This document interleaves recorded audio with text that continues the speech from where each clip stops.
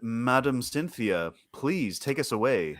Yes. Okay. So I kind of teased about this last week when we are familiar with the most watched trials that happened fairly simultaneously in the United States. Sorry, Richard. And that had to do with Kyle Rittenhouse being exonerated from all of his charges in Wisconsin. As we know, this is the now 18-year-old person that when he was 17 years old, went to a Black Lives Matter protest, and some kerfuffles ensued, and he ended up shooting three people and killing two, and he was acquitted of all charges that were set against him. Versus in Georgia, the Ahmaud Arbery case that dealt with his particular murder, where all three of the men who were involved with his murder, they're the McMichaels, and I believe their neighbor, was convicted on all counts of murder. And I did, talk about, yes, clap for that, right? And I did talk about that we were going to discuss this week, and I did mention that, well, we have legals on the nonprofits, which we do. Uh, we're not those people. you however, we are interested. And this particular article that we're going to lead this segment into actually does quote, former legal counsels who were very interested and gave their perspectives on these particular cases. This is from the Insider, that was written by Aaron Snodgrass, entitled "They're Not Similar." Experts warn against comparing the Kyle Rittenhouse and Ahmaud Arbery cases. So just to give a bit of background, and I don't know if we wanted to. Do we have the tweet that we were going to show? And I'll just read it. It says, never forget that this is not an example of the justice system working. Police didn't arrest these men. Prosecutors didn't want them charged. The video wasn't released initially, but it took outrage and pressure to make this happen. And what this particular tweet was referencing is that uh, for the Ahmaud Arbery case, there was a video that was, the person who actually was charged with the McMichaels as well, took the video of them killing him, of murdering him, and it did not. And for a while, I believe that that particular incident happened in February. However, it wasn't released until maybe 4 to 5 months later, if I'm not mistaken. So they almost got away with it. And it wasn't until it was actually leaked, that, and then outrage happened in the interwebs, that, attention was drawn to this. And then eventually the McMichaels and their neighbor got charged. So just to give a summation of this particular article, um, it was, and I mentioned that it was quoted by two former prosecutors who gave their takes on the Kyle Rittenhouse case versus the murder of Ahmaud Arbery, and the two former prosecutors was named Robert Sanders and Nima Ramani. And Sanders started by saying that Rittenhouse, then 17, fatally shot two men and injured a third during the protests in Kenosha, Wisconsin in August 2020 over the police shooting of a Black man named Jacob Blake. The teenager, now 18 years old, testified that he went downtown amid the unrest to guard a local car dealership at the behest of the business owners and got caught up in the chaos. And throughout the trial, Rittenhouse and his legal team argued the teenager acted in self defense, shooting three people with his AR 15 style rifle to protect his own life amid the growing tension. And quoting specifically that particular council person, says that Kyle Rittenhouse was an individual who went to chaos, initiated additional chaos, and then killed people as part of the chaos. Now, going to Georgia, Travis McMichael, age 35, and his father, Gregory McMichael, 65, and his neighbor, William Rhodey Bryan, age 52, all white, were convicted of killing Arbery, a black man who was jogging, after they followed him through a Georgia neighborhood in a pickup truck in February 2020. Bryan captured a video of the incident on a cell phone, and that then was turned into a local radio station and later published. And the men said Arbery caught their attention because he resembled a man accused, excuse me, of a string of burglaries in the area. I'm sorry, I'm a little triggered by, because he resembled a man. I know it's the crime of being black and running. Yes, it's totally a dog whistle, but we digress. But the police records show only one burglary reported in the neighborhood in the 2 months before Arbery's death. It involved a report of a stolen gun from a truck outside of Travis McMichael's home. And Travis McMichael, who fired the fatal shot, said he feared for his life and acted in self-defense, but the almost entirely white Georgia jury was unconvinced. The defendants in the two cases also face a disparate charge. Rittenhouse faced charges of first-degree reckless homicide, first-degree intentional homicide, and attempted first-degree intentional homicide for fatally shooting the two men and injuring the third. And he was also charged with reckless endangerment of two additional men, and the jury acquitted him on all 5 counts. However, the McMichaels and Bryan faced 9 counts related to Arbery's murder. All 3 face 1 count of malice murder, 4 counts of felony murder, 2 counts of aggravated assault, 1 count of false imprisonment, and 1 count of criminal attempts to commit false imprisonment.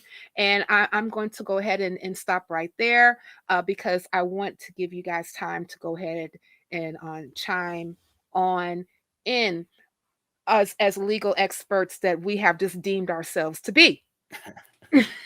Yeah, we have legal I mean, experts, I'm but no legal yes. expert, but I do listen to a podcast called Opening Arguments. I'm a big fan of it. Yeah, I love that Andrew podcast. Torres, Mhm. Andrew Yeah. Torres, who's a Harvard educated lawyer, Mhm. does absolutely brilliant analysis of this case. And something that he was talking about, he actually talked about the tweet that we just spotlighted a minute ago, and he was talking about the prosecutorial misconduct, because these 3 people are not the only people that are being charged in relation to this case. And when you say that they almost got away with it, they really did.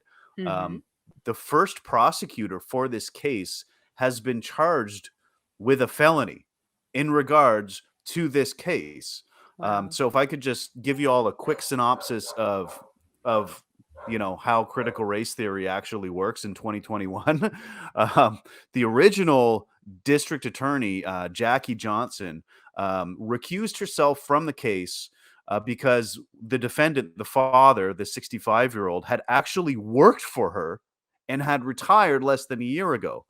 The phone records have showed that this now convicted murderer called her shortly after the shooting, right? Called the district attorney after murdering this man. I can only imagine how that phone call must have gone. To be like, hey, so I may have, been party to the killing of an unarmed man. Is there anything you can do?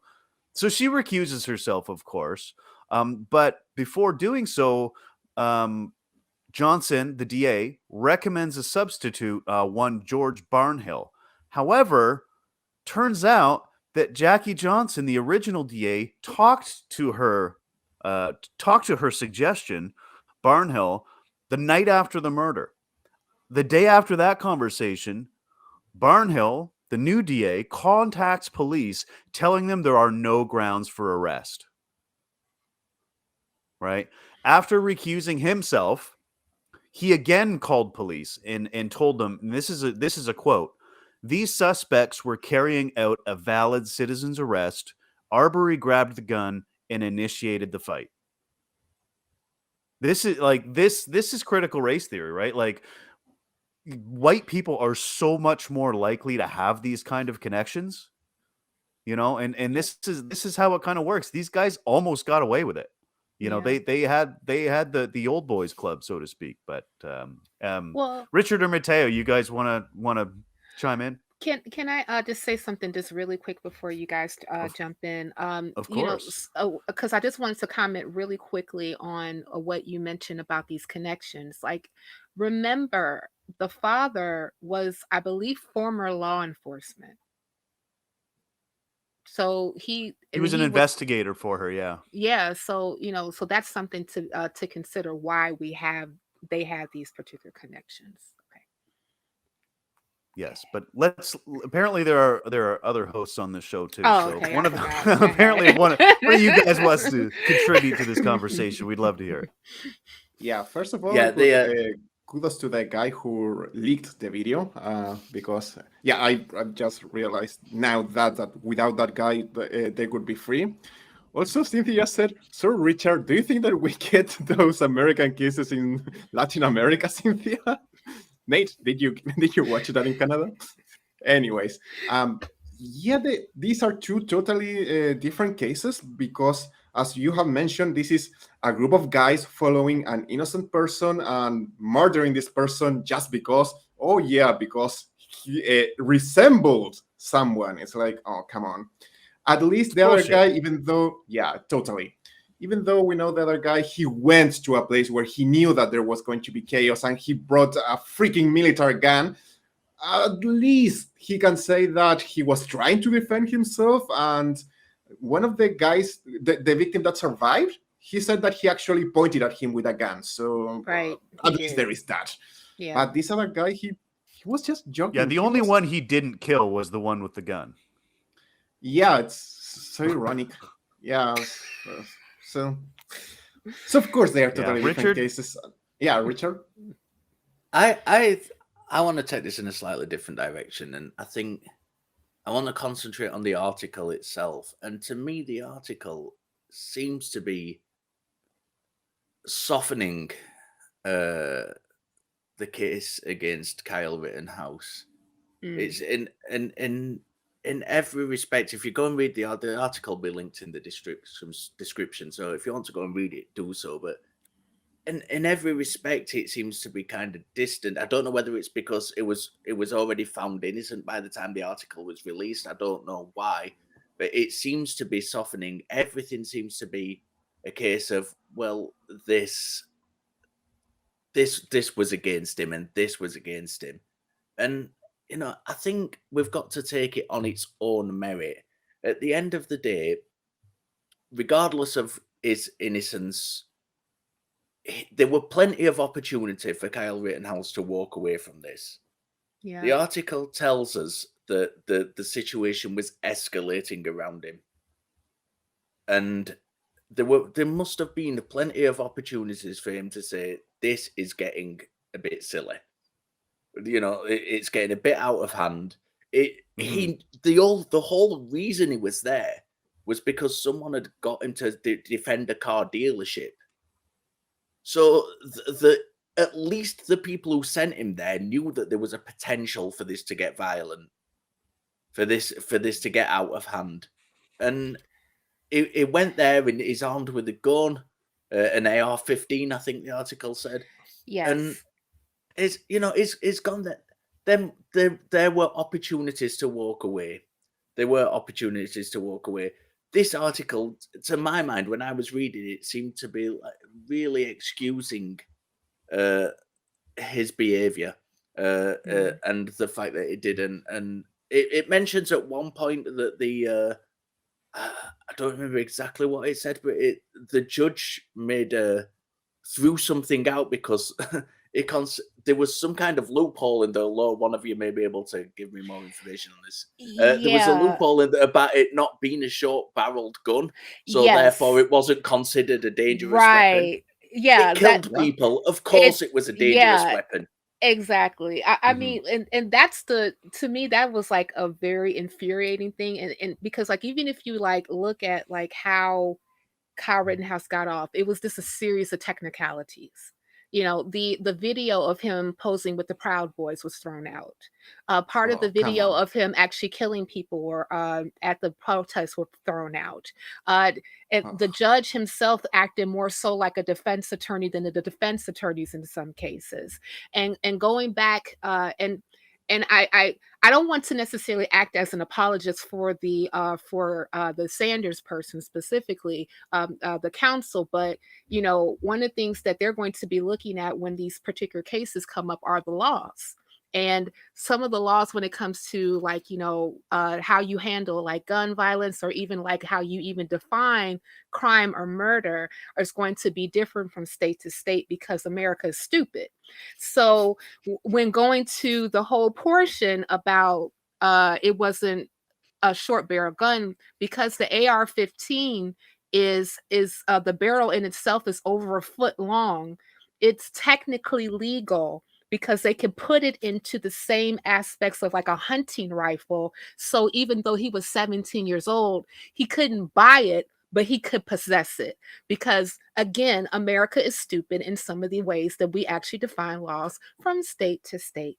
But I do agree with you specifically, Richard, like there should be no room to actually even excuse Kyle's behavior. He was in a whole different state, a whole different city. He had no reason to be there. And that's my take on it. He brought a Don't get me wrong, at the end of the fight. Yeah, at the end of the day, I understand that he was scared. It's a 17-year-old kid. You know, I'd be scared. I've worked in security before, and I'd be scared if I was in that situation. But at the end of the day, being scared isn't an excuse to gun people down.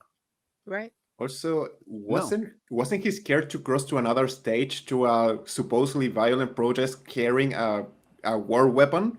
Wasn't he scared back then?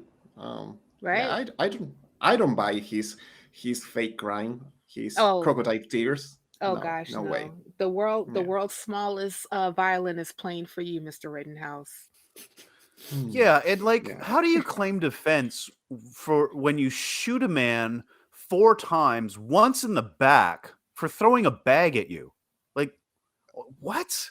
Like Richard was talking about he had a chance to retreat. Well, what is I think the legal doctrine is called duty to retreat, and again, this is covered by Andrew Torres on the Opening Arguments podcast. But Wisconsin is not a state that has duty to retreat, so that's the problem. I mean, whether or not this verdict was correct or legitimate, whether or not you agree with it, the problem is the laws, right? The problem is the laws surrounding firearms in the United States and self-defense in the United States. You know, like this is just bringing to light, you know, this kid got off potentially legitimately because this is how the laws are structured in the US. That's right. Yeah. But we do need to start thinking about moving on. Mateo, did you have any final thoughts for us? No, I guess I mean you must know about this because as a foreigner I have just seen from the outside. But did this kid get 18 years old? He's not a kid anymore. Did he get a special lawyer paid by all these groups that were supporting him? Oh yeah, he got over $2 million. Oh yeah, because for what I read, the biggest difference was that Rittenhouse had an awesome lawyer, and the other guys had just a regular lawyer, and that made a whole difference. Oh, and the support of the judge, obviously, we talked about that previously. So, yeah, that's it. Yeah, well, they had a prosecutor, justice, right? And well, yeah, sadly, he basically got Matlock. But Richard, what do you have to say in conclusion? Don't ever send a child with a gun to a situation that you know is going to get out of hand. And also, look, at the end of the day, we've got really strict gun laws in Britain. They're really, really strict. You are allowed to own guns, but the laws are really strict around owning guns. If you that's have true. strict gun laws, you can still own guns. You can still go hunting like Nate enjoys doing. There's nothing wrong with that. That's what you want to do. Do it. You can still do that in countries with really, really strict gun laws. What really strict gun laws also do is stop you gunning people down in the street, as in both of these cases. True. Yeah, here we Amen. have strong laws Amen. and no school shootings at all. Mm-hmm. Cynthia, final thoughts? Fuck Green Bay. Fuck Green Bay, as always. As always. As always. And I'll just wrap up by saying I completely agree with Richard. We were talking about this in Facebook there. Canada's very similar.